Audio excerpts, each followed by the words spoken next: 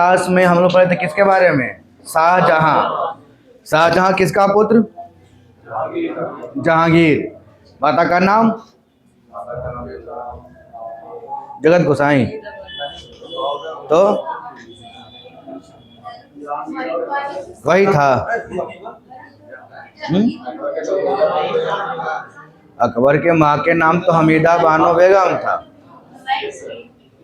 अच्छा, जहांगीर का विवाह जो हुआ था उसमें से पहला पत्नी का नाम क्या था?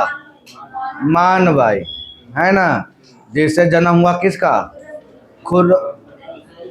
खुसरो ना, खुसरो। दूसरा का नाम था जगत गोसाई, जिससे जन्म हुआ खुर्रम। अब खुर्रम ही शाहजहां के नाम से शासक बनता है ना। अब यहाँ पर जो पिछले वहाँ तो बताएंगे खुर्रम कैसे कैसे शासक बना। खुर्रम जब शासक बनता है तो बनने के पहले ही जो है बहुत सारा ये आपसी पारिवारिक कलह जिसको बोल सकते हैं झेलना पड़ता है उसको, है ना। इसमें आपका उसी में क्या होता है, 4 महीने का विलम्ब और 4 महीने के बाद ये गैपिंग जो आता है वो उसी को देखने पिछले क्लास में समझाए थे। यहाँ पर ये पूरा पूरा कहानी है किसका? जहांगीर का, जिसका पिछले क्लास में हम चर्चा कर चुके थे। अब हमको देखना क्या है कि खुसरो मतलब कि खुर्रम मतलब कि शाहजहां जब राजा बन जाता है तो कौन कौन सी विद्रोहों को देखना पड़ता है। इसका विद्रोह भी तो होगा ना, फिर कैसे वो अपना क्षेत्र विस्तार करता है, ठीक है, उसके बारे में समझ देंगे। यहाँ तक कि देखिए शाहजहां भी अपने पुत्र मतलब अपने पिता जहांगीर को भी बंदी बनाकर ही राजा बना था। याद है ना कि लास्ट में क्या किया कि जहांगीर को बंदी बना लिया लाहौर में, है ना, और खुद क्या बन गया? शाहजहां शासक बन गया, तो राजा बन गया। बाद में इसके साथ भी वैसा ही होगा कि शाहजहां को भी उसका पुत्र जो है औरंगजेब बंदी बना लेगा और औरंगजेब राजा बन जाएगा। अब यहाँ पर है कि शाहजहां का जो 14 बच्चे हुए थे उसमें से 7 मर गए थे और 7 ही जिंदा थे। उस 7 में से 4 लड़का और 3 लड़की, मतलब 4 बेटा और 3 बेटी थी। यहाँ पर जिसका नाम भी है दारा शिकोह है, औरंगजेब है, मुराद बख्श है और शाह शुजा है। हालांकि दारा शिकोह जो है सबसे बड़ा भी था, सबसे काबिल भी था, ठीक है, सबसे काबिल भी था और इसको सबसे ज्यादा मानता भी था शाहजहां। लेकिन दुर्भाग्यवश क्या हुआ कि अंत में जब शाहजहां बीमार होता है तो ये चारों भाई सत्ता के उत्तराधिकार की लड़ाई लड़ना शुरू कर देते हैं कि कौन शासक बनेगा जब बीमार होने के बाद, ठीक है। तो शाहजहां बोलता कि ठीक है चारों अपने में लड़ो, फरिया लो, और जे जीतेगा से राजा बनावेंगे, ठीक है। अब उसमें यही होता है कि औरंगजेब जो होता है और शाह शुजा जो होता है साथ में मिलकर लड़ते हैं, इसको हरा देते हैं दारा शिकोह को। बाद में औरंगजेब उसको भी मार देता है और खुद क्या बनता है? राजा बन जाता है। अपने पिताजी को ही बंद बनाता है। निरंकुश था ना वो, पूरा खतरनाक तरीके से। तो ये सब देखिए कहानी आप लोग पिछले क्लास में हम लोग शायद ये संधि हो गया था, क्षेत्र विस्तार हो गया था, ये भी हो गया था ना, बुंदेले का विद्रोह जुझार सिंह, और आपका खान जहां लोधी का विद्रोह जो अफगान में हुआ था, ठीक है। और उसके अलावा पुर्तगालियों का दमन, सिख संप्रदाय का विद्रोह, जो 5वें गुरु थे अर्जुन देव की हत्या के बाद जहांगीर और उसके जो गुरु बने थे उनके बीच में क्या रह गया था? हरगोविंद, गुरु हरगोविंद और किसके बीच? शाहजहां के बीच क्या था? आपसी मतभेद हो चुका था, क्योंकि उसके जो पिताजी थे जिनका नाम क्या था? जहांगीर, उसने किसकी हत्या करवा दी थी? गुरु अर्जुन देव की हत्या करवा दी थी, है ना। ये कहानी सुनाए थे ना जहांगीर वाला में। चलिए खैर, अब आते हैं हम लोग साम्राज्य विस्तार कि हुमायूं जो शाहजहां जो है अपना साम्राज्य विस्तार कैसे किया और किस किस क्षेत्र में किया, उसको आप एकदम आराम से कहानी के रूप में समझेंगे। पहला साम्राज्य विस्तार का आता है तो वहां पर नाम आता है कंधार अभियान। कंधार किसका कहाँ पड़ता है? अफगानिस्तान, है ना। देखिए अगर मैप देखिएगा तो ये हम लोग का भारत है, भारत के बगल में हमारा बेटा है पाकिस्तान, ठीक है, और उसके बगल में हमारा अफगानिस्तान। अफगानिस्तान का ये जो एक क्षेत्र है कंधार कहलाता है, ठीक है। अब यहाँ पर इसका विवाद देखने को मिलता है। देखिए बोलता क्या है कि भारत के उत्तर पश्चिम सीमा प्रांत, उत्तर पश्चिम में आएगा ना, उत्तर और पश्चिम, ये पूरा हिस्सा तो भारत का था पाकिस्तान तक, इसके बाद में देखा जाएगा तो भारत के उत्तर पश्चिम सीमा प्रांत में अफगानिस्तान क्षेत्र में और इस क्षेत्र में ईरान यानी फारस का अधिकार हो चुका था। वो जहांगीर के समय में हो चुका था, ठीक है। लेकिन शाहजहां चाहता है कि जो जहांगीर के समय जो हमारे पिताजी का जो कब्जा था हम उस पर फिर से कब्जा कर लें, ठीक है। जहांगीर के समय में ही क्षेत्र किसके अंडर में हो गया था? फारस का, मतलब ईरानियों के अंडर में वो चला गया था, ठीक है। जो क्या था कि भारत में प्रवेश का एकमात्र रास्ता था, वहां से भारत में प्रवेश करना आसान था। ये आपका स्थलीय मार्ग द्वारा, क्योंकि इधर क्षेत्र में तो आपका पर्वत है, पहाड़, तो पहाड़ को पर्वत को आप कैसे क्रॉस कर बैठे? वो ठंडा एरिया इलाका होता है, हिमालय पर्वत का श्रेणी, ठीक है। तो इजी रास्ता क्या है? स्थलीय मार्ग द्वारा इस रास्ते से होके भारत में वो प्रवेश कर सकता था, ठीक है। बाकी तो समुद्री मार्ग है, जैसे पुर्तगाली सब समुद्री मार्ग से आया था। 1622 में हुआ क्या कि फारस के द्वारा इस क्षेत्र को जहांगीर के समय ही जीत लिया गया था, परंतु जैसे ही शाहजहां शासक बनता है तो 1938 में वह कंधार को अपने अधीन 1638 में वो कंधार को अपने अधीन कर लेता है, और इस प्रकार शाहजहां की सीमा कंधार तक क्या होती है? फैल जाती है। उसके पहले भी वो सीमा मुगलों के हाथ में था, लेकिन जहांगीर के समय में वो कंधार का जो सीमा था वो मुगल के हाथ से निकल गया था और उस पर ईरानियों का अधिकार हो चुका था, ठीक है। अब वहाँ पर शाहजहां सोचता क्या है कि हम इस पर फिर से अधिकार करें, और जैसे ही शासक बनता है शाहजहां तो 1638 में कंधार की सीमा पर हमला करता है, उस क्षेत्र को अपने कब्जे में ले लिया। तो पहला विस्तार किया कंधार, ठीक है। दूसरा आते हैं दक्षिण में, क्योंकि दक्षिण में हमेशा वो अभियान चलता है। जो दक्षिण विजय करने के लिए अकबर भी था, लेकिन वो उस पर कब्जा नहीं कर पाया था। लास्ट में देखिए, याद कीजिएगा कि शाहजहां जो है कब्जा करता है दक्षिण में जहांगीर के समय में ही, जब वो ऐसे समझिए कि वो शासक नहीं रहता है, युवराज रहता है, तब ही। याद आ रहा है? भेजता है जहांगीर किसको? शाहजहां को।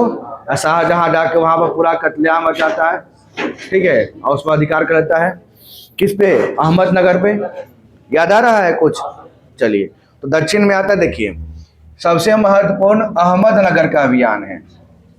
फिर से रिपीट किया उस अभियान को, अहमदनगर का अभियान है। इसने 1629 में ही चढ़ाई की और बाद में चलकर क्या कर लिया? अहमदनगर के शासक को अपने अधीनता स्वीकार कर लिया, ठीक है। और ये कब किया था? शहजादे के रूप में ही अभियान किया था।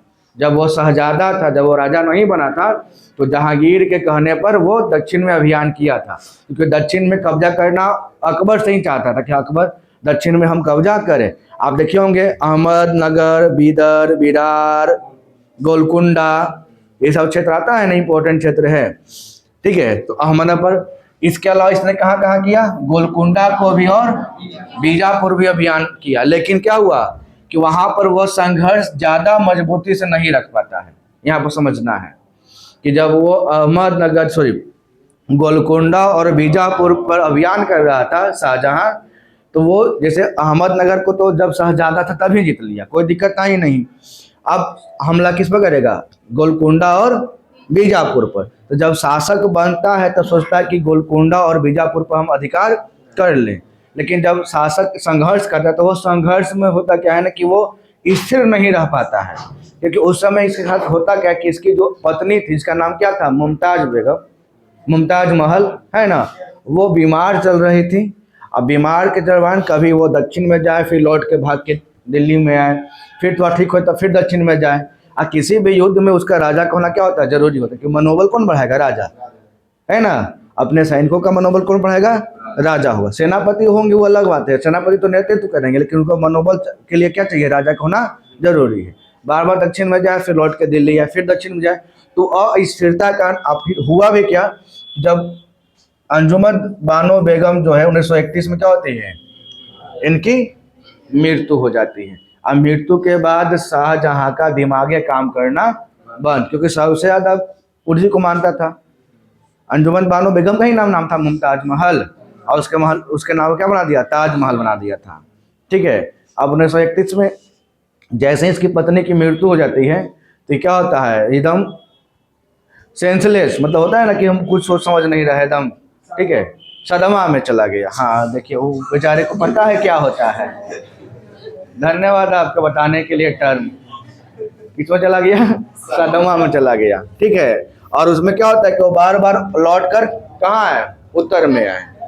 और इस प्रकार दक्षिण भारत में पूर्ण विजय गोलकुंडा और बीजापुर पर तो नहीं हो सका, लेकिन अहमदनगर पर पूर्ण विजय दर्ज की जाती है। क्लियर हो गया कि अहमदनगर को तो जब शहजादा तभी जीत लिया था, लेकिन अब बात रह गया गोलकुंडा और बीजापुर का।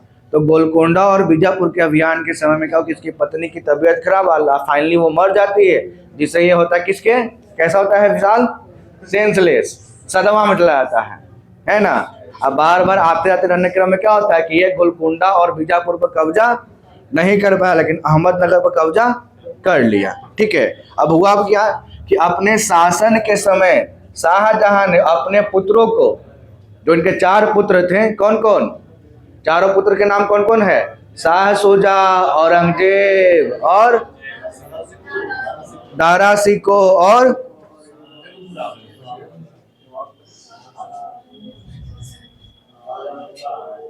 अरे बेटा का नाम बताना है ना।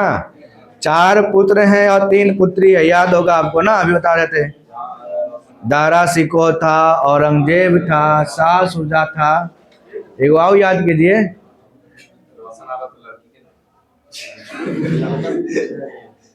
लड़का का नाम इतना जल्दी भुला जाते हैं आप लोग हैं? टूर में कहाँ कहाँ घुमाए थे वो भुला गए होंगे। मुराद बख्श है ना, क्या नाम था? मुराद बख्श। आप पुत्री का नाम जहां आरा, रोशन आरा, गौहन आरा, है ना। तो चारों का नाम याद रखिएगा, चारों का इंपॉर्टेंट नाम भी आएगा आगे चलकर, है ना। अभी क्या होता है कि शाहजहां जब शासक था तो शासक रहते समय भी चारों बेटा को चारों अलग अलग क्षेत्र का सूबेदार बना दिया था, ताकि आपस में सब लड़ाई झगड़ा ना करे। दारा सिको कोई बना दिया था, औरंगजेब कोई बना दिया था, मुराद बख्श कोई बना दिया था, और शाह शुजा को भी अलग अलग क्षेत्रों का सूबेदार बना दिया था। लेकिन सूबेदार होने के बाद भी क्या होता है कि लास्ट में जब शाहजहां की मृत्यु हो जाती है या जब वो पूरी तरह से बीमार हो जाता है, तब चारों भाई अपने में लड़ लेते हैं कि अब दिल्ली पर कौन शासक करेगा, है ना, क्योंकि दिल्ली तो मेन राजधानी था। देखिए यहाँ पर लिखा हुआ भी है कि अपने शासन के समय शाहजहां ने अपने पुत्रों को अलग अलग जगहों का सूबेदार बनाया था, और इस दौरान औरंगजेब जो शाहजहां का पुत्र था, जो बाद में क्या बनता है? शासक ही बनता है, इसे दक्षिण भारत का सूबेदार बनाया गया। दक्षिण भारत में अहमदनगर, जो दक्षिण में उसी पर कब्जा किया था, किस पे? अहमदनगर। तो अहमदनगर का सूबेदार कौन था? औरंगजेब था। बाद में ये अपने पिता को ही बंदी बनाया और भाइयों को मार के निपटाया, और क्या बन गया? शासक बनता औरंगजेब। ठीक है, इसके बाद और भी कहानी है। देखिए, अगर देखिएगा शाहजहां से जुड़े महत्वपूर्ण तथ्य, तो शाहजहां के काल को ही मुगल स्थापत्य कला का स्वर्ण काल कहा गया, है ना। शाहजहां काल क्या बोला गया? स्थापत्य कला का स्वर्ण काल, क्योंकि उस समय शाहजहां जो है अपने शासन काल में बहुत सारी इमारतें, बिल्डिंगें बनवाई, जिसमें इंपॉर्टेंट नाम क्या आता है? देखिए, लाल किला आता है, जामा मस्जिद आता है, आगरा का मोती मस्जिद आता है, दीवाने आम आता है, दीवाने खास आता है। ये सब कहाँ है? दिल्ली में ही है। ये सब नहीं देखे हैं? दिखाएं तो अभी आए। ठीक है, देखिए तो सवाल पूछेगा कि स्थापत्य कला का स्वर्ण काल किसको बोला, किस समय को बोला गया? तो शाहजहां के समय, शाहजहां के शासन काल को स्थापत्य कला का स्वर्ण काल बोला गया। ठीक है, क्योंकि उसने कई स्थापत्यों का निर्माण करा था, जैसे कि इंपॉर्टेंट यहाँ पर लिखा हुआ है। ठीक है, लाल किला हो गया, जामा मस्जिद, आगरा का मोती मस्जिद, दीवाने आम, दीवाने खास, ये सब किसके द्वारा बनाया था? शाहजहां के द्वारा बनवाया गया था। ठीक है, अब आगे देखते हैं एक और इम्पोर्टेंट बात है, ये ताज महल। जिसे आप जानते हैं कि जैसे उसकी बेगम जो थी मुमताज महल की मृत्यु हो गई, है ना, अपने 14वें बच्चे के जन्म देते समय, यही तो था ना कि 14 को बच्चा हुआ था, तो 14वें बच्चे को जन्म देते समय उसको प्रसव पीड़ा जो होते हैं, जन्म देते समय जो पीड़ा उत्पन्न होता है, उस दौरान उसकी मृत्यु हो गई। किसका? मुमताज महल के। और उसी के याद में क्या बना दिया? ताजमहल बनवाया शाहजहां, है ना, जिसको आजकल लोग क्या बोलते हैं? प्रेम की निशानी है। अब आप लोग समझ गए हम क्या बोलना चाह रहे हैं। खैर छोड़िए इसको। बेगम मुमताज महल की याद में क्या हुआ? शाहजहां ने किसका निर्माण किया? ताजमहल का। और ताजमहल है कहाँ? आगरा। ठीक है। इसको निर्माण करवाने के लिए इसका जो रूपरेखा है, डिजाइन है, उस डिजाइन को तैयार किया था उस्ताद ईसा ने। उस्ताद ईसा ने। इसको इसका में जो कला बनाया हुआ है, डिजाइन उजाइन है ना, इसके अंदर जो है ना डिजाइन बना, उसको बनाया था किसने? उस्ताद अहमद लाहौरी ने, है ना, जिसने इसकी स्थापना करवाया। और इसका डिजाइन तैयार किया था किसने? उस्ताद ईसा ने। ठीक है। यहाँ कई शैलियों से मिलकर ताजमहल का निर्माण कराया गया। और ताजमहल को बनने में लगभग कितना साल लगा? 22 साल का समय लगा। और बनाने में जो संगमरमर का उपयोग किया गया था, व्हाइट संगमरमर, इसको राजस्थान के मकराना से लाया गया था। और इसे क्या था? पूर्णतः सफेद संगमरमर का उपयोग किया गया है ना। ताजमहल पूरी सफेद संगमरमर को बनाया गया है, जिसको राजस्थान के मकराना से, जो राजस्थान इंपॉर्टेंट है संगमरमर के लिए, वहां से लाया गया और ये बनवाया गया। ठीक है। तो बोलेगा इसका डिजाइन तैयार करने का, रूपरेखा बनाने का काम कौन किया था? उस्ताद ईसा ने। अब बनवाया कौन था? उस्ताद अहमद लाहौरी ने, है ना, बनाया था। और बनवाया कौन? शाहजहां ने। कहाँ? आगरा में। ठीक है। अब इस पर भी विवाद चल रहा है आज के डेट में। इसी पर लेकर एक मूवी बना है, द ताज स्टोरी, है ना। इसमें एक वकील के रूप में परेश रावल है, जो पटिशन पेश करते हैं कि ये ताजमहल जो है मेनली मुगलों का नहीं है, हिंदुओं का इसमें मंदिर था पहले, है ना। ऐसे कहानी कि मानसिंह जो इससे लिया गया था शाहजहां, और इसी को फिर से डेवलप कर दिया गया किसमें? ताजमहल में। ठीक है। इसमें इसके बेसमेंट में जैसे ऊंचाई पे है, तो ये बहुत ऊंचा है, ऐसा नहीं कि चबूतरा बहुत ऊंचा पे है, इसको बोलते हैं बेस। तो इस बेसमेंट में 22 को कमरा है ना। 22 कमरे में उनका कहना है कि 22 कमरा में जो था वो हिंदू देवी देवताओं के मूर्ति और प्रतीक चिन्ह रखा हुआ है। इसको ओपन किया जाए और इसको उजागर किया जाए। तो पूरा मूवी में यही का स्टोरी है। इस पूरा मूवी का सारांश हम इतना छोटा में कह दिए। ठीक है। इसी को लेकर पार्टीशन पेश करते हैं और अपना सबूत जुटाते रहते हैं पुराने लेखकों का। ठीक है। परेश रावल का। चलिए कहानी को सुना दिए। 3 घंटा का मूवी हम 5 मिनट में सुना दिए। मूवी का नाम क्या है? The Taj story. विवाद चल रहा है अभी।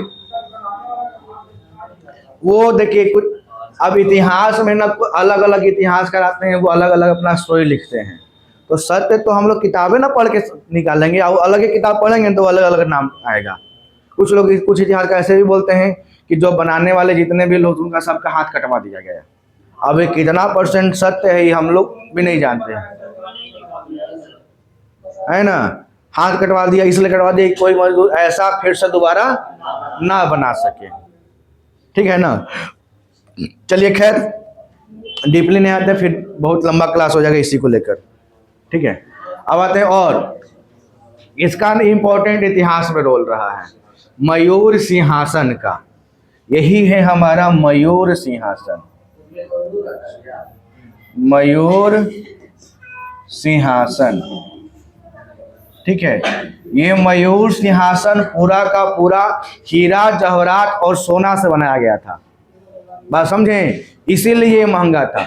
और उस समय का विश्व प्रसिद्ध कोहिनूर हीरा भी इसी मयूर सिंहासन में जड़ा था, सबसे ऊपर में दिख रहा होगा आपका चमकता हुआ। इसके दोनों साइड में क्या है? मोर है ना। तो ये उस समय का सबसे बेशकीमती सिंहासन था, जो काफी ऊंचाई पर था। इसको ऊपर बैठने के लिए सीढ़ी से आना पड़ता था। मतलब स्टेज जैसा बना होता है ना, जैसे जयमाला का स्टेज होता है ना बना हुआ, वैसे ही सीढ़ी इसका बना था। और सीढ़ी में आके यहाँ पर बैठिए, यहाँ बैठते थे राजा जो थे, है ना।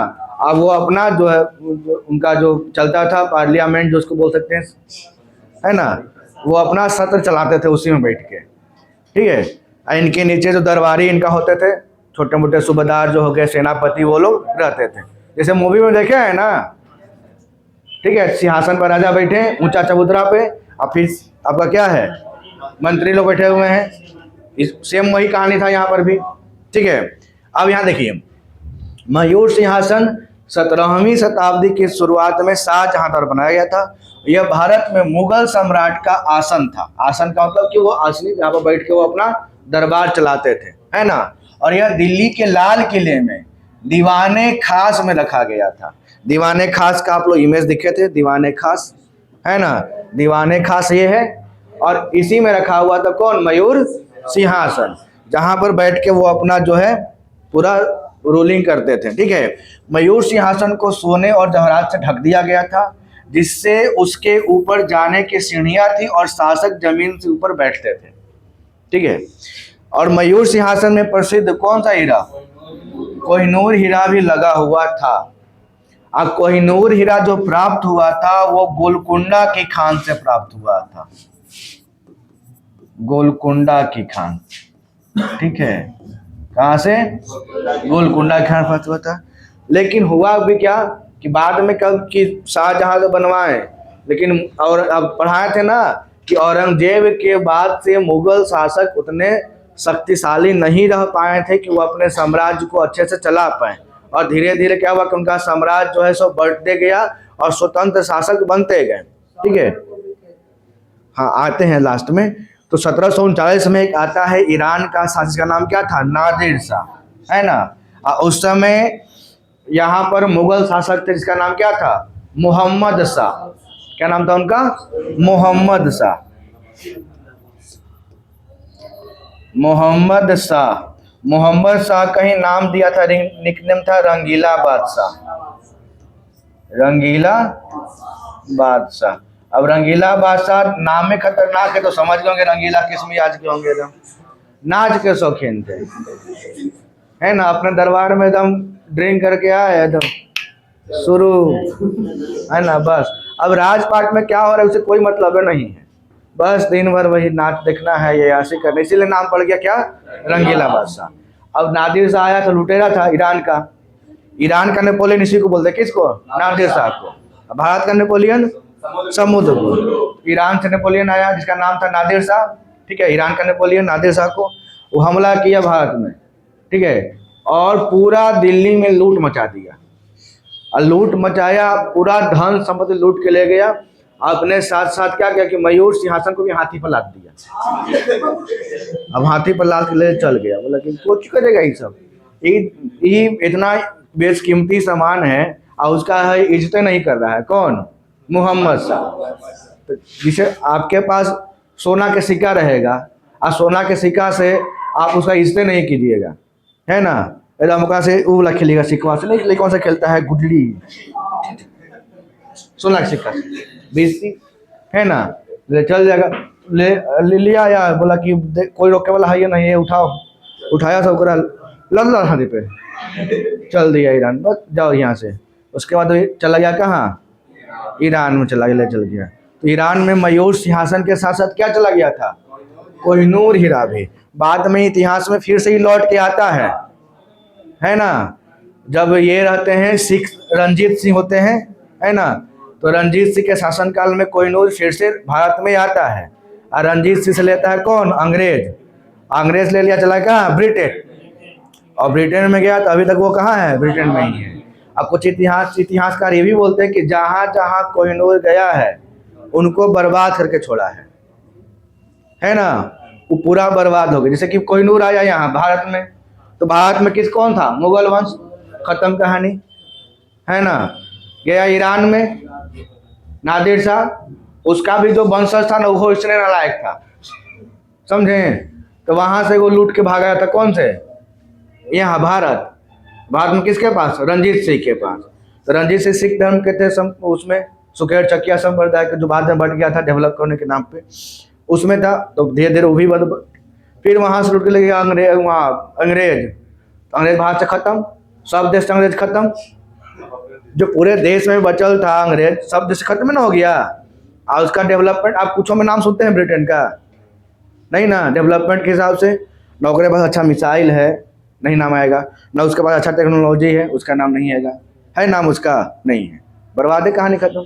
तो जिसके जिसके पास गया। अब एक याद कीजिए कि एक समय वैसा था जो लगभग लगभग पूरा यूरोपीय देशों में और भारतीय आसपास महाद्वीपों में सब पर किसका कब्जा था?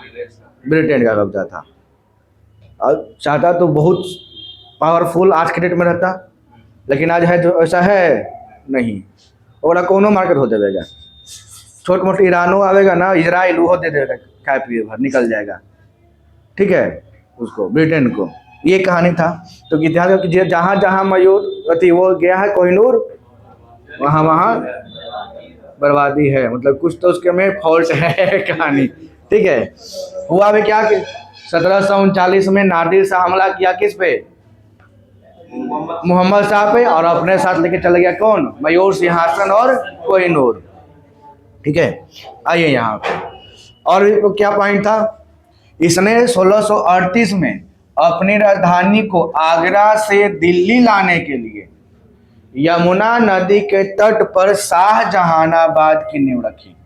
शाहजहानाबाद जो शहर है ना, वो यमुना के तट पे है, जो शाहजहां द्वारा बसाया गया था ताकि वो अपनी राजधानी को दिल्ली ला सके। और शाहजहां के दरबार के जो प्रमुख चित्रकार थे, इसका नाम था मोहम्मद फकीर और मीर हासिम। मोहम्मद फकीर और मीर हासिम। शाहजहां के समय में संगीतज्ञ उसके दरबार में रहते थे, वो उनका नाम था लाल खां थे, जिसे गून समंदर की उपाधि दिया गया। सवाल पूछेगा कि गून समंदर की उपाधि किसके द्वारा दिया गया? तो शाहजहां के द्वारा दिया गया। किसको दिया गया? लाल खां को, जो कौन थे? संगीतज्ञ थे। और प्रमुख चित्रकार मोहम्मद फकीर और मीर हासिम, ठीक है। शाहजहां ने सिजदा और पैबोस प्रथा को बंद करवा दिया। सिजदा और पैबोस, ये कैसी प्रथा थी? सिजदा और पैबोस ईरानी प्रथा थी।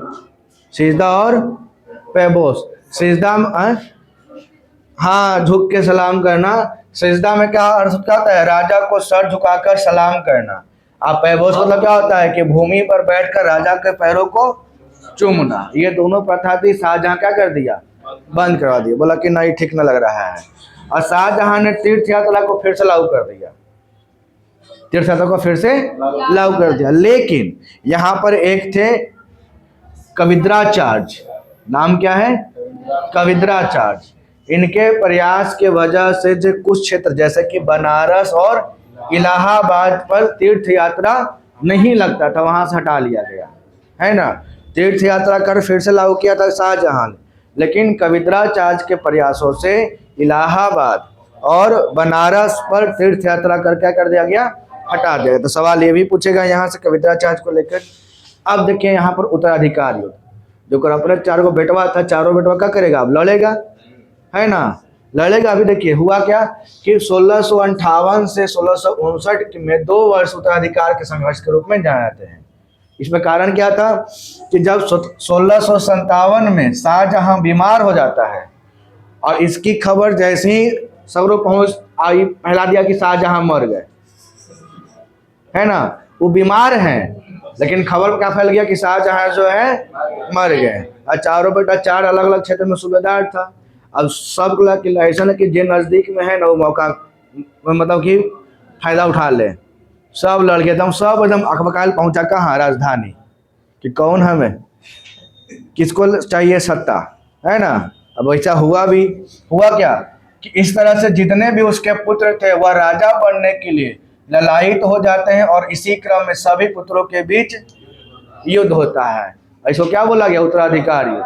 और उस समय सब थे कहाँ पर? देखिए लिखा हुआ भी है कि 1658 में इस युद्ध की शुरुआत हो जाती है, और इस समय सभी पुत्र अलग अलग क्षेत्र में सूबेदार के रूप में क्या थे। जैसे कि शाह शुजा जो था वो बंगाल क्षेत्र में था, शाह शुजा बंगाल। मुराद बख्श जो था वो गुजरात के क्षेत्र में था। मैप देखिए तो गुजरात इधर में पश्चिम में, और बंगाल सीधे पूर्व में। दारा सिकोह सत्ता को प्राप्त करने की स्थिति में था, क्योंकि दारा सिकोह सबसे बड़ा भी था, सबसे काबिल भी था, है ना। दारा सिकोह के बारे में आगे जानेंगे क्यों काबिल था वो, ठीक है। और औरंगजेब जो था दक्कन के क्षेत्र में, दक्षिण में था, एकदम 4 जगह पे था। एगो पूरब, एगो पश्चिम, एगो उत्तर में दिल्ली के पास था वो, ठीक है। दारा सिकोह सबसे बड़ा, और औरंगजेब जो कहाँ था? दक्षिण में था, दक्कन के क्षेत्र में था। लेकिन हुआ क्या कि वहां से सब आया कहाँ? गद्दी पाने के लिए हननायल कहाँ पर? दिल्ली में। ये बीमारे हैं कोई बाबूजी, सब जान ले कि हमारे बाबूजी क्या हो गए, चल बसे, है ना। और चल बसे तो ऐसे ना कि दारा सिकोवा जो है ना, बड़का बेटवा है, जगह बाबूजी खूब मानते हैं, है ना। अबू जान, सॉरी, अबू जान हमारे खूब मानते हैं उसको, ऐसा ना कि उसी के सब संपत्ति दे देवे, हमने के मिलेगा कुछ हो ही नहीं, ठीक है। तो चारों बेटा जो है, तीनों बाकी जो था वो हरनाल पहुंचे कहाँ पर, अपने अबू जान के पास। बोला कि अबू जान तो मर गए, यहाँ देखा कि ये अबू जान सुखा रहे हैं, अभी सांस का चल रहा है, खाली बीमारे हैं, पता नहीं कौन अफवाह फैला दे कि मर गए, है ना। हमने तो खुश हो गए थे कि बाबू अबू जान मर गए, लेकिन तो जिंदा है, ठीक है। हुआ भी युद्ध शुरू हो गया। अब युद्ध होता है, देखिए पहला युद्ध कौन था, बहादुरपुर का युद्ध। सबसे पहला बहादुरपुर का युद्ध होता है, जिसमें 1658 में ही, और इस युद्ध में दारा सिकोह को शाह शुजा को पराजित कर, दारा सिकोह क्या कर दिया, दारा सिकोह ने शाह शुजा को क्या किया, पराजित कर दिया।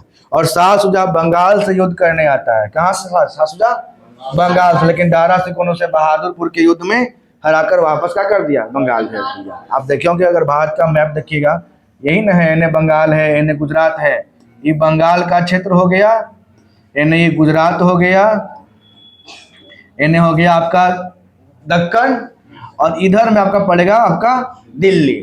तो दिल्ली में दारा सिकोह था, दारा सिकोह बड़का बेटा दिल्ली के पास था। इधर में कौन था, शाह शुजा, शाह शुजा, इन्हें कौन था, औरंगजेब, औरंगजेब। इधर में गुजरात में कौन था, कौन सा नाम, मुराद बख्श, एक नाम कंफ्यूज रहता है, मुराद बख्श। अभी दारा सिकोह शाह था, बंगाल से आया दिल्ली में, हरा दिया उसको कहाँ पे, बहादुरपुर में। कौन हरा दिया, दारा सिकोह, जो सबसे बड़ा बेटा था, हरा के उसको भगा दिया। अब दूसरा लड़ाई होता है आपका घरमट का युद्ध। इन्हें आता है फिर से औरंगजेब आता है कि चलो हम लगते हैं बड़ भाई से, है ना। इस युद्ध में दारा सिकोह और औरंगजेब के बीच लड़ाई हुई, लेकिन हुआ क्या कि इस युद्ध में औरंगजेब की सेना के शासक कौन मिल गया, मुराद बख्श, भाई गुजरात वाला था नहीं मुराद बख्श, ये मिल गया किसके साथ, औरंगजेब के साथ। और दोनों भाई मिल के गया किसके हराने के लिए, दारा सिकोह को हराने के लिए। अब इन्हें से दो भाई मिल गया, दारा सिकोह युद्ध में हारने लगा और बेचारा भाग गया, है ना। क्या हो गया, वो भाग गया। मराए से अच्छा कि भाग जाओ, रहेगा जिंदा तो एक बार और लड़ लेंगे, है ना। फिर शुरुआत किया, फिर वो हार के भागा था, लेकिन मन में था कि कैसे हम छोड़ दे, हम सबसे बड़ा हैं और सबसे काबिल भी हैं, लेकिन बाद में नाकाबिल हो जाता है, मार के बुखार छुड़ाता है सब इसको। कौन आता है, सामूगढ़ का युद्ध। कौन सा युद्ध, सामूगढ़ का। इसमें भी वही हुआ कि घरमट के युद्ध के पराजित होने के बाद भी दारा सिकोह ने हार नहीं मानी, और फिर से दारा सिकोह और औरंगजेब के बीच लड़ाई हुई, और दोनों की सेना आमने सामने हो गई। एक में मुराद बख्श ने किसका साथ दे दिया, औरंगजेब का। ये अलगे परेशानी था, है ना। और इस बार भी दारा सिकोह को पराजय का सामना करना पड़ा और औरंगजेब को जीत प्राप्त हो गई। औरंगजेब जो है सो जीत गया। और इस युद्ध के बाद ये तय हो गया था कि औरंगजेब ही अब मुगल वंश का अगला वास्तविक शासक बनेगा। लेकिन इसके बाद दारा सिकोह हार नहीं माना, एक वाव लड़ेगा, देवराई का युद्ध, एकरा में पूरी तरह से वो बर्बाद, मतलब खत्म, है ना। 14 मार्च 1659 को फिर एक देवराई का युद्ध होता है, और इसमें भी दारा सिकोह की हार हो जाती है और औरंगजेब को वास्तविक रूप में जीत प्राप्त होता है। और अगस्त 1659 में दारा सिकोह की हत्या करवा दी जाती है। ये बार कहानी है खत्म। जाना देखो वो जिंदा रहेगा ना तो फिर लड़ेगा हमरा से, इसलिए न बांस न बांसुरी, कहानी खत्म, मरवा दिया उसको, ठीक है। और औरंगजेब संघर्षों से, युद्ध से निकलकर सामने आता है। सबसे पहले कौन, आगे कौन हो गया, औरंगजेब। और औरंगजेब जैसे शासक बनता है ना, तो सबसे पहले किसको बंदी बनाएगा, अपने अब्बू जान को। अब अब्बू जान कोई बोलेगा का कि आप राजा थे तो हमारे पूरा तिजोरी खाली करवा दिए। और सच में हुआ भी ऐसा था कि जब औरंगजेब शासक बनता है ना, तो उसके पास कुछ था ही नहीं, बस एक पद था शासक का, है ना। और उसका पूरा धन संपत्ति जो था, तिजोरी, वो खाली हो चुका था, क्योंकि शाहजहां जो था वो एकदम पूरा बिल्डिंग पर बिल्डिंग बना था, बनवाने में पैसा भी खर्च होता है ना, ऐसा थोड़ी है कि हाँ राजा फ्री में सब दे देगा, नहीं, पैसा खर्च होता है। जैसे लाल किला बनवा दिया, जामा मस्जिद बनवा दिया, आगरा में मोती मस्जिद बनवाया, दीवाने आम दीवाने खास, उसके बाद अब औरतों को मर गई तो ताजमहल बनवा दिया ना, ताजमहल। अब इस समय क्या होता है, पैसा खर्च होता है, पूरा तिजोरी खाली हो गया। अब औरंगजेब के मन में डर था कि अगर ये जिंदा रहे ना, आज कुछ नहीं करेंगे हम, तो हो सकता है कि क्षेत्र बेच बाच देवेंगे, है ना, बेच बाच के। क्योंकि कुछ इतिहासकार बोलते हैं क्या है कि जैसे व्हाइट संगमरमर मतलब सफ़ेद संगमरमर से बना हुआ है ताजमहल, वैसे ही यमुना नदी के उस पर काला पत्थर का बनाया था ताजमहल का ही जैसा रूप, है ना। कुछ इसका इतिहास ये भी बोलते हैं, ठीक है। तो देखा कि अगर एगो तो बना है उजला का, तो में इतना पैसा बर्बाद हुआ है, अभी में काला बना चला था कि बेच बाच देगा सब हमार, है ना, कुछ नहीं छोड़ेगा, घर द्वार नहीं छोड़ेगा, घर वो बेच देगा। इसलिए इसको कुछ ना कुछ बढ़ोतरी में करो, ये पगला गया है, बंदी बनाओ। और वही बंदी बना लिया। आप बंदी बना के पूछा कि आप बहुत ताजमहल ताजमहल कहते थे, बोलिए आपको कहाँ रखें, तो बोला कि हमको उस जगह पर रखो जहाँ से हम ताजमहल को देख सकें। बोला कि ठीक है, आपकी अंतिम इच्छा पूरी की जाएगी। और जहाँ पर ताजमहल आगरा के इस तट पे था, तो इसके ठीक अपोजिट तट में बनाया एगो जेल। समझे कैसे खतरनाक आदमी था औरंगजेब, बनाया जेल और उस जेलवे में डाल दिया किनको, शाहजहाँ का। और वहाँ पे वो खिड़की छोड़ दिया कि लीजिए ऐजा बैठिए और आराम से निहारते रहिए अपनी बेगम को, ठीक है। इनको आप दफनाए कहाँ, ताजमहल, ठीक है। इतना खराब हाल, जो मतलब कि एक जो शाहजहाँ जो पूरे देश का शासक रहा अपने समय में, पूरा फेमस हुआ इतिहास में, उसका अंत इस खराब तरीके से हुआ कि उसका अपना बेटा जो है इसको बंदी बना के अंत में भूख से मर गया। वो पानी बिना, भूख प्यास बिना, प्यास से भूखे मर गया वो तड़प के, है ना।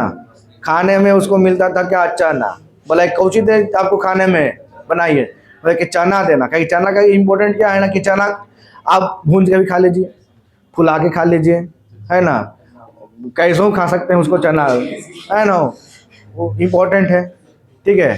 तो यही कहानी है। देखिए यहाँ पर होता क्या भी क्या है, जैसे ही औरंगजेब शासक बना, वह अपने पिता शाहजहाँ को कैद कर दिया। और 1658 से 66 वह दौर था जब आगरा के किले में शाहजहाँ को कैद करके रखा गया। और वहाँ से वो खिड़कियों के से जीवन भर ताजमहल को निहारता रहा। और 22 जनवरी 1666 में शाहजहाँ की मृत्यु हो गई। इतना खतरनाक औलाद कर था, ठीक है। ये भी तो अपने बाप को कह आया था। हम लोग के बोला था है ना, कहावत है ना कि जैसा कीजिएगा वैसा फल यही मिलेगा, है ना। आप जैसे कर्म कीजिएगा उसका फल जो है ना, नर्क और स्वर्ग लोग यही भोग लेते हैं। आप बहुत अच्छे अच्छे लोगों को देखे होंगे जो अपने जीवन काल में बहुत रंगदार बनते होंगे, उनका अंत समय आता है ना, तो बेडे पर सब क्रियाक्रम हो रहा है, वही नर्क है। नर्क क्या है, वही है। स्वर्ग और नर्क लोग मरने के बाद थोड़ी देखने आते कि स्वर्ग में मिले कि नर्क में मिले, नहीं, नर्क स्वर्ग वही होता है। अंतिम समय में जो एकदम घटिया तरीके से मरे हैं कि बेडे पर सब क्रियाक्रम हो रहा है, वही नर्क है। चलल नहीं पार लग रहा है, अपना क्रियाक्रम के लिए भी उठ नहीं पा रहे हैं, खाना नहीं खा पा रहे हैं, है ना, वही नर्क है। आप कुछ लोग देखिए कि हाँ आज सवेरे उनको बतियाए हैं अच्छे से, आसान ले न्यूज आके भैया फलना बाबा मर गए। आप सोच के सवेरे तुमसे बतियाए हैं अच्छे से, आसान उस स्वर्ग है कि चलते फिरते क्या हो जाना एकदम। आप जब समय पूरा तो चलते फिरते बिना किसी कष्ट पीड़ा में वो निकल गए। अब जो आदमी एकदम अपने जवानी में रंगदार बनेगा ना, उसका मौत ऐसे ही होता है बुढ़ापे में, दर्दनाक, जल्दी नहीं मौत आएगा। और जब आएगा तो एकदम इतना लेट आएगा ना कि एकदम जो है ना, बेटा बेटी भी सब घिनावित रहेगा, है बढ़ोती मरल नहीं जा रहा है जल्दी, इनकी मर जाए, बोरे बोरे सब साफ करे पड़ता है हमारा, ये कहानी हो जाता है ना। तो अच्छा कर्म कीजिए, उसका अच्छा कर्म का फल भी यही मिल जाएगा, अपने जीवने में मिल जाता है। ये भी अपने बाप के बनाया था बंदी, एक बेटा का बंदी बना लिया, क्योंकि जस करनी तस भोग। चलिए आइए आगे, दारा सिकोह के बारे में कुछ इंपॉर्टेंट पॉइंट, क्योंकि बताया था कि दारा सिकोह को शाहजहां सबसे ज्यादा मानता था, है ना। और दारा सिकोह को मानता था सबसे ज्यादा, और सबसे लायक भी कौन था, दारा सिकोह भी था। लेकिन वो तो भैया सब दोनों मिल के लड़ा आपका साथे, औरंगजेब और मुराद बख्श, ठीक है। और तब बेचारा वो हार गया, नहीं तो हार ही ना, अकेले अकेले में हार भी नहीं करता। बोल क्या था कि अकेले अकेले फरियाल देख लेंगे सबके, है ना।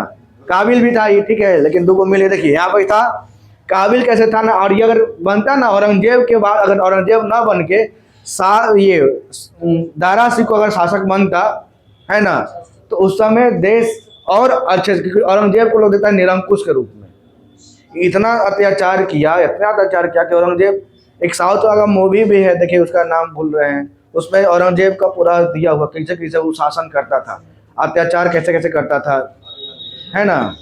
देखिए यहाँ पर लिखा क्या है कि दारा सिकोह एक बहुत ही सहिष्णु सहनशील शासक था, और इसने हिंदू ग्रंथों को अच्छे तरीके से पढ़ा, इस्लाम ग्रंथों को भी पढ़ा।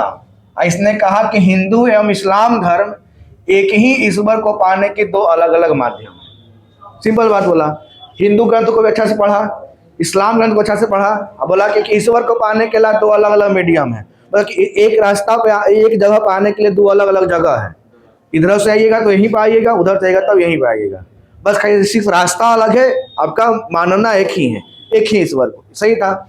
इसने वेद उपनिषद सबका अध्ययन किया, और काफी इसका झुकाव किसके तरफ था, हिंदुत्व की तरफ था, ठीक है, दारा सिकोह का। इसने भगवत गीता, योग वशिष्ठ, उपनिषद एवं रामायण का अनुवाद फारसी में करवा दिया, ताकि फारसी में अगर लिखा रहेगा तो संस्कृत में था, है ना, और फारसी में ताकि सब लोग उसको पढ़ सके आराम से। दारा सिकोह ने उपनिषदों का फारसी में अनुवाद करवाया, और इसे क्या नाम दिया, सीरे अकबर के नाम से अनुवाद करवाया। किसको, उपनिषदों को। एक इतिहासकार जिसका नाम क्या था, लेनपुल नामक इतिहासकार जो थे, वो दारा सिकोह के सहिष्णु विचारों का कारण इसे क्या नाम दिए, लघु अकबर। क्या नाम दिए, लघु अकबर। सवाल ये पूछता है कि दारा सिकोह को लघु अकबर की संज्ञा किसने दिया, तो लेनपुल नामक इतिहासकार ने, ठीक है। और क्या है, मतलब अकबर जैसे सहिष्णु था, क्योंकि उसका झुकाव हिंदुत्व और दोनों लेके चलता था। अकबर का तो एटलीस्ट पत्नी भी कैसे थी, हिंदू थी, है ना। तो अकबर दोनों धर्मों को पैरेलल लेके चला ना, उस तरह से ये भी चाहता था कि दोनों धर्म जो है पैरेलल चले, तो इसीलिए इसका नाम दे दिया। तब नहीं बोला कि ईश्वर को मानने का दो अलग अलग रास्ता है, हिंदू से भी पूजा करिए तो वो एक ही ईश्वर है, इस्लाम से भी वही ईश्वर है, ठीक है, इसीलिए बोला गया। दारा सिकोह खुद भी एक बहुत बड़ा क्या था, विद्वान था, और इसने कई ग्रंथों की रचना भी की, कई ग्रंथ की रचना भी की, और कई पुस्तकों का रूपांतरण भी किया, अनुवाद करवाया अन्य भाषाओं में, ठीक है। और शाहजहां ने दारा सिकोह के व्यक्तिगत से प्रभावित हो गया। उसका जो व्यक्तित्व था वो इतना विद्वान था, पढ़ा लिखा था, अच्छे विचार उसके थे, ताकि देश, मतलब जो यहाँ पर जो दोनों धर्म मेन इंपॉर्टेंट धर्म था, जो वो दोनों पैरेलल चले, है ना। तो उसके व्यक्तित्व से इतना प्रभावित हुआ कि इसका नाम दिया क्या, शाह बुलंद इकबाल। क्या नाम दिया, शाह बुलंद इकबाल की इसको उपाधि दिया, ठीक है।